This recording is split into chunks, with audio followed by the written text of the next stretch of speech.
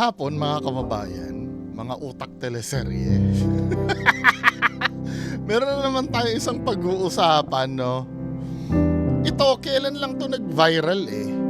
Kailan lang siya nag-viral tungkol dun sa na-disgrasya na yung nag-Superman. Superman ang tawag sa kanya ngayon eh. Now, di ba, yung mga tao, hindi inaasahan, hindi ako no, hindi inaasahan na maraming matatawa kaysa sa makikisimpatya. I think obvious yung reason. 'Di ba? So merong gumawa ng video na pinagsasabihan yung mga instead daw na tawanan nag-uutak teleserye na naman, 'di ba, men? Pero bago natin puntahan, panoorin nga natin 'yon, yung nangyari na 'yon.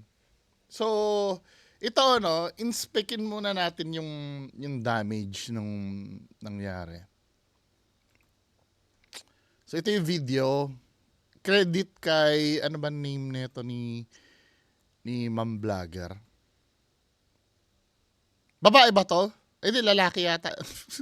Minsan kasi babae yung nagsasalita dito sa video na to eh. Si Galaerong Bicolano vlog. So ito yung video, no?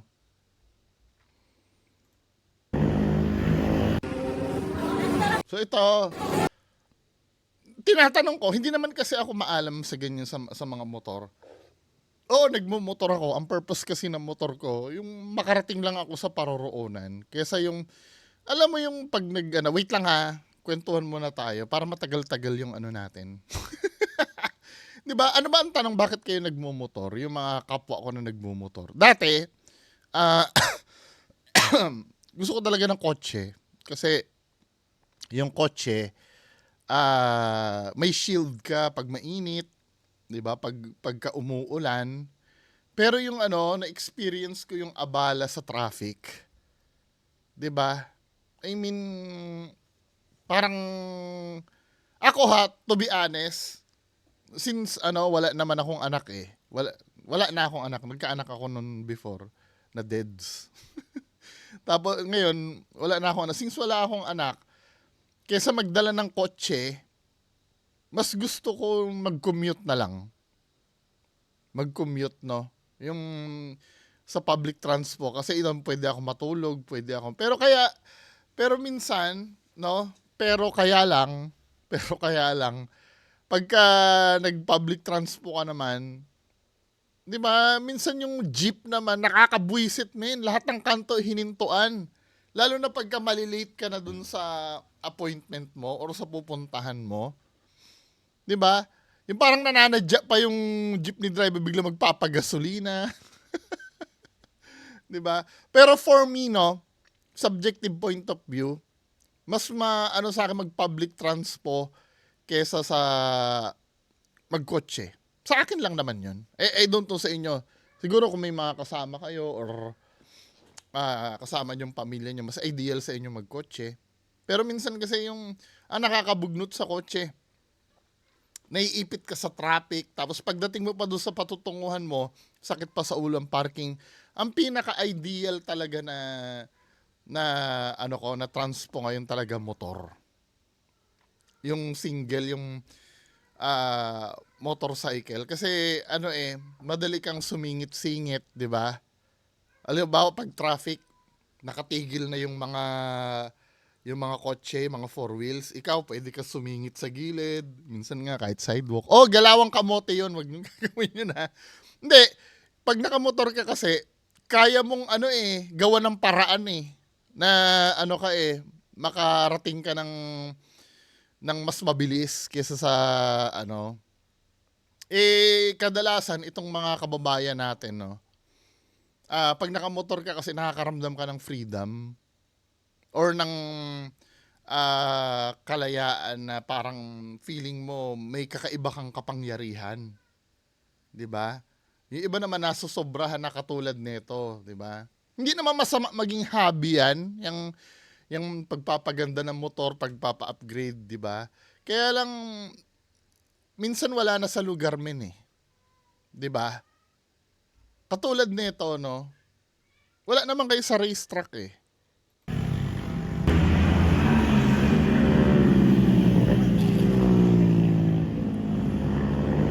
Panoorin natin yung nangyari, ha? Ito yon. Tugug! Grabe, no? Ulit nga. Ano ba sila? Nagkakarera ba sila? Gug! Di ba? Ano ba, nagkakarera ba sila? Yun ba yung purpose nung ginagawa nila? Nagkakarera ba? Minsan kasi yung mga yan nagkahamunan na lang sa daan, 'di ba? Hindi naman sila actual na nagkarera. Alam mo yung ano, yung minsan may nakikita akong post na nagyayabang yung sinibak ko yung ano, yung ninja na ano daw. Raider daw ang gamit niya, kayang-kayang sibakin. Ano mga sibakin na yun, man? Minsan doon na lang nagkakaanuhan yan, 'di ba? Nagkakayabangan na lang sa, alam ba, nakasabay mo siya sa daan. Tapos bigla na lang ano.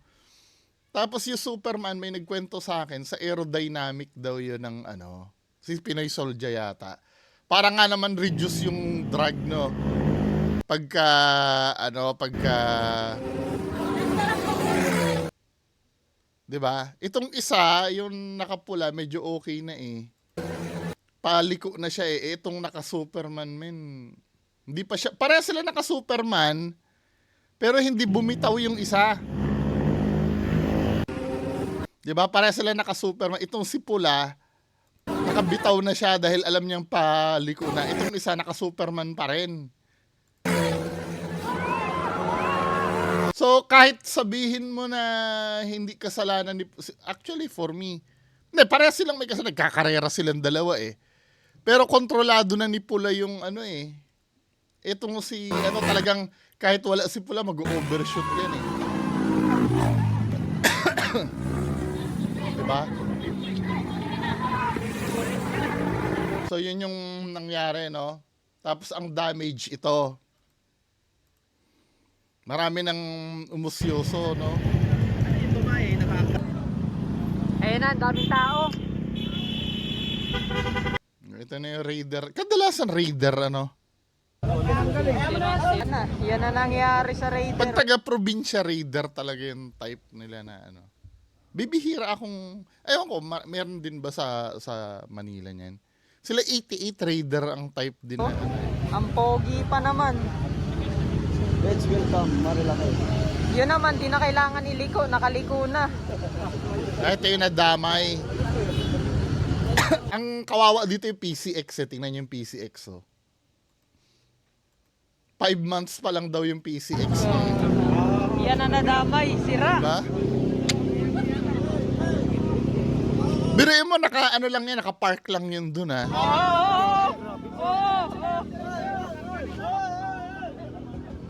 Kakarga din yan. O tingnan mo kung may sira.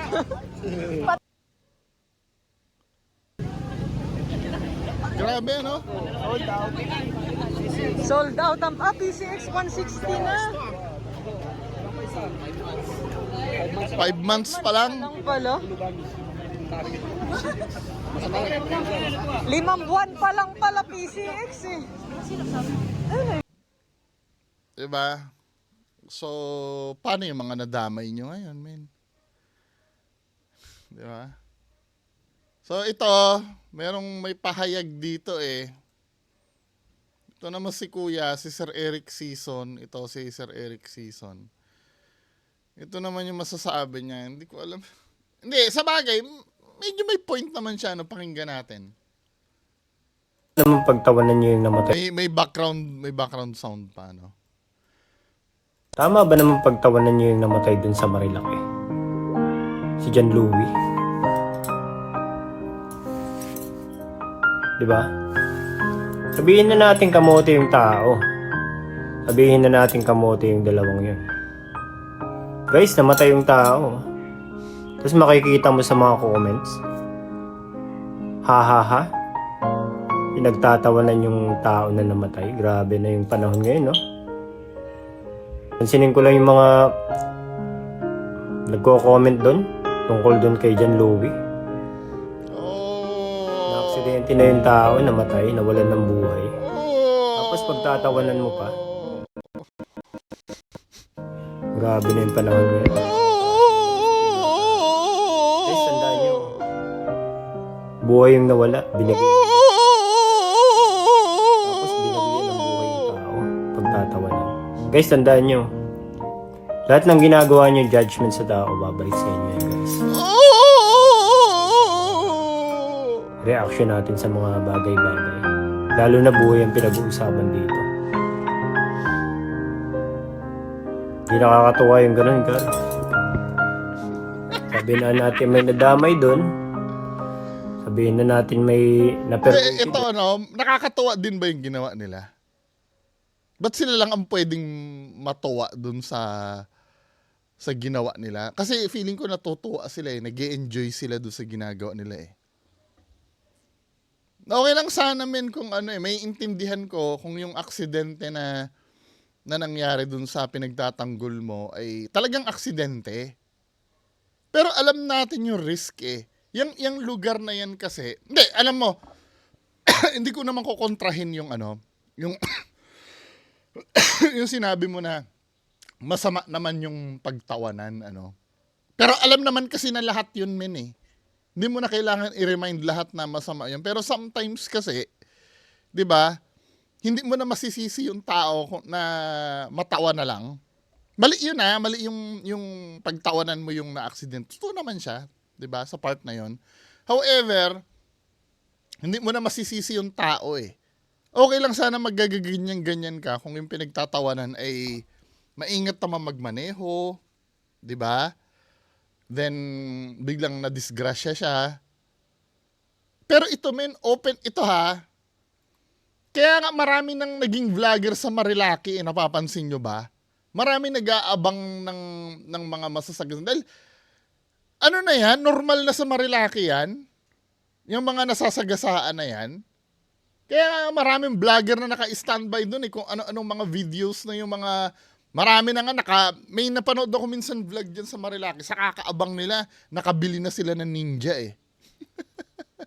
Ng mga big bike eh. Sa kakaabang lang nila, kakapitik lang nila ng mga madidisgrasya dyan. Kasi normal na dyan na madisgrasya. Ano ibig ko sabihin? 'Di ba? Lahat na ng babala na ibigay na dun sa pinagtatanggol mo. 'Di ba? Hindi na okay lang sana kung na-disgrasya siya, na unaware siya, na delikado dyan. Pero men, marami na napipitikan dyan na nag-i-slide, nag-overshoot, tapos gagawin nyo pa yung magsusuperman pa kayo dyan. Naiintindihan ko naman na masakit nga naman pagtawanan yun, pero sa totoo lang talaga kagaguhan yung ginawa ng pinagtatanggol mo. Na hindi dapat i-glorify. Anong gagawin natin? Gawin bayani yun, men? This time, hindi ko sinasabing tama yung pagtawanan, pero naiintindihan ko na din yung tao eh. Naiintindihan ko na din yung tao na matawa na rin sa ganito. Kasi hindi naman na yan eh. Hindi na secret na may nadidisgrasya dyan eh. Kada vlog na lang ng mga may channel na nakadedicate sa Marilaki na yan, palagi na lang sila may napipitikan na na napipitikan na nag-overshoot, nagsasalpukan. Kasi nga, matitigas ang ulo ng tao. Di ba? Kahit nga yung mga nagko-comment sa'yo, men eh. Yung mga nagko-comment sa'yo dito, natatawa na rin eh. At against na rin sa'yo. Di ba? Ito, katulad nito na sinabi nito, isa nag-comment sa'yo. Paps, hindi naman siguro yung pagkamatay yung pinagtatawanan nila, kundi yung kawalang isip nila bilang rider, yung pinagtatawanan nila. Kasi yung ganong pagmumotor na ginagawa, katawa-tawa naman talaga kasi hindi tama. Ito yung sinasabi na lahat may ginagawa natin may consequence. Totoo yun.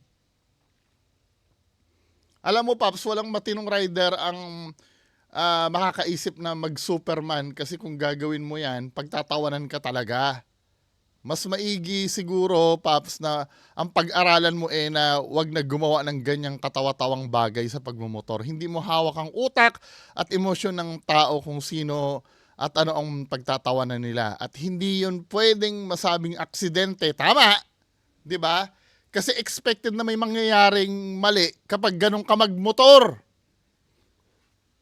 'Di ba? Iba ang aksidenteng pangyayari dahil biglaan, pero kung ganun sitwasyon, talagang i-expect na may mangyayari hindi maganda. Nakapanood sila ng kamoting rider na katawa-tawa ang paraan ng pagmumotor. Ano i-expect mo? Malamang pagtatawanan talaga nila ngayon, pagtatawanan talaga. Ngayon, naging consequence na lang yung pagkamatay niya dahil sa katawa-tawang ginawa niya sa sarili niya. 'Di ba? Yung sana magets din ng tao eh.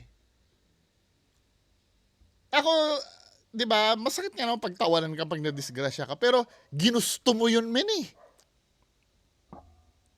Kaya minsan ito sa totoo lang, yung mga paggawa ng video na ganito, hindi ko rin naiintindihan ito eh. 'Di ba? Hindi ko rin naiintindihan to eh. Oo, no, at some point may tama ka naman na pero sana naiintindihan mo yung ano din ng tao. Doon, sa ginawa nilang kalokohan doon, o sa ginawa nilang pagtitricks doon, sabihin na natin nagkabali-bali yung buto nila. Di pa rin tama yung pagtawanan nyo yung na aksidente. Ito minsan ganito yung pagiging utak teleserye natin na outweigh na yung yung pinaka punto eh. Ano ang pinaglalaban nitong tao na to? Yung pagtawanan yung yung yun lang ang nakita niya mali. Yung pagtawanan yung nadisgrasya, pero yung pag doon hindi niya man naikundina yung pagsusuperman doon, tapos yung marami na damay doon, di ba? Meron nga nadamay doon na ito yung magjowang nagpapahinga doon, sabi gano'n. Alam mo na ba yung plot twist dyan? Yung sinagasaan niya na magjowa, may kanya-kanya pala daw talagang jowa din. Di ba? Kita mo na yan, pahamak talaga. Di ba? Ito yun si si Pops niya.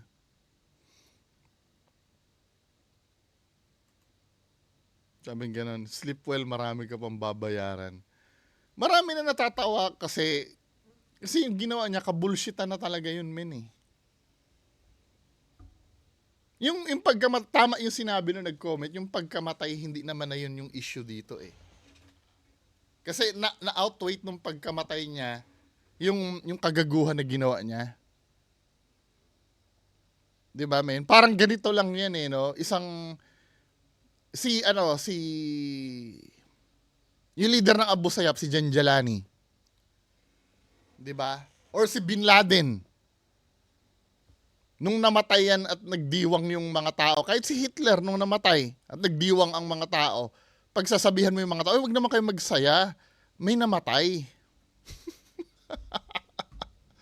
'Di ba? Wag naman kayo magsaya, may namatay. Kabulshitan yon kasi matagal ng problem sa Marilaki yan yung mga kamote. 'Di ba? Parang napaka-bullshit na itong video na to talaga sa totoo lang. Hindi ko alam nga kung anong goal nitong video na to eh. Yung maihayag mo lang ba yung pagiging utak teleserye mo? Hindi magandang yun. Hindi maganda yung ganun. Sana magkaroon kayo ng realization pagdating sa mga ganyang bagay. Kasi hindi lang tayo mga adult yung nakakakita niyan sa social media. Yung mga comment natin, pati yung mga minors. Nakikita yan, tapos mababasa doon ng mga minors. So, yung nakikita na nagsusuperman na nakikita ng minor yon, okay lang yon. 'Di ba? Na gigits ko yung concern niya. Kaya lang, 'di ba? Hindi ba pag nakitang pinagtawanan yon hindi nagagayahin ng minors yung ginawa nun? Actually, mas maganda pa nga yun na iwasan ng minor yung katawa-tawang ginagawa na yun eh. Di ba? I don't believe na makikita ng mga minor yun na pinagtawanan dahil gusto lang pagtawanan yung namatay. Hindi eh. Sa susunod, pag may gumawa na nun, pagtatawanan na nila, mas okay naman yun. Yung pag nadidisgrasya na dahil sa kagaguhan. Hindi dahil, actually, wala naman talagang nakakatawa dun sa namatay. Let's say, halimbawa, may nadisgrasya dyan, may nakita ka dyan, nagda-drive ka, then may dalawang,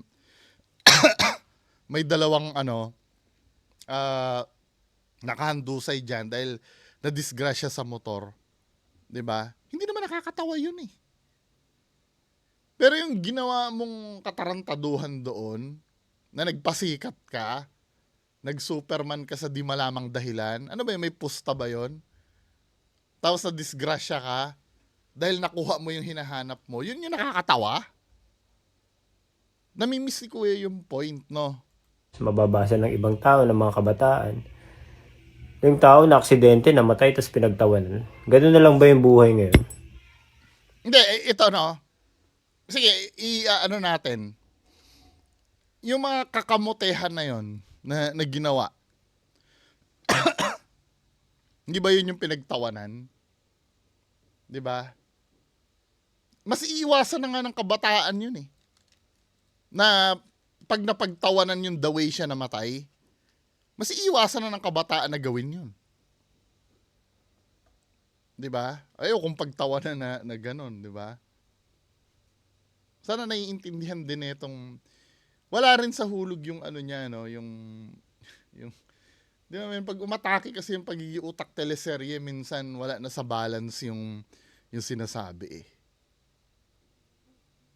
Di ba? Notorious na kasi yan, men eh, yung puro ganyan eh. Kahit naman sa isang bayan, may isang salot doon na na isang tao. Pag namatay yung salot na yon, baka magdiwang pa yung buong bayan eh. 'Di ba? Hindi dahil yung namatay lang siya ng wala lang, 'di ba? Dahil meron kasing ginawa nga, yung ginawa yung doon eh. Yung main reason doon eh. Na nakukuha nyo ba yung ibig sabihin? Kaya tama ito sinasabi nung hindi yung pagkamatay yung mismong yung namatay kasi, talaga yon? Lalo na sa kamag-anak, masakit talaga yon. Pero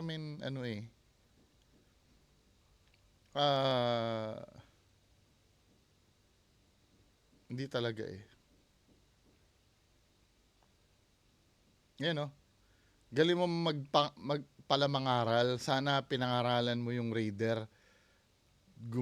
Ginawang laro-laro. Sino ba ang gumawang laro-laro sa pagmumotor sa highway? At magagaganyan siya.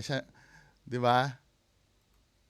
Siya yung naglaro sa buhay niya. 'Di ba? Tapos 'di ba men? Stupido yung ginawa mo. Sisingilin ka nung ka-estupiduhan mo. Kasama doon yung pagtatawa ng mga tao. Consequence yun eh. Di ba? Ganun na lang ba yun? Isipin nyo guys, may pamilya din yung tao.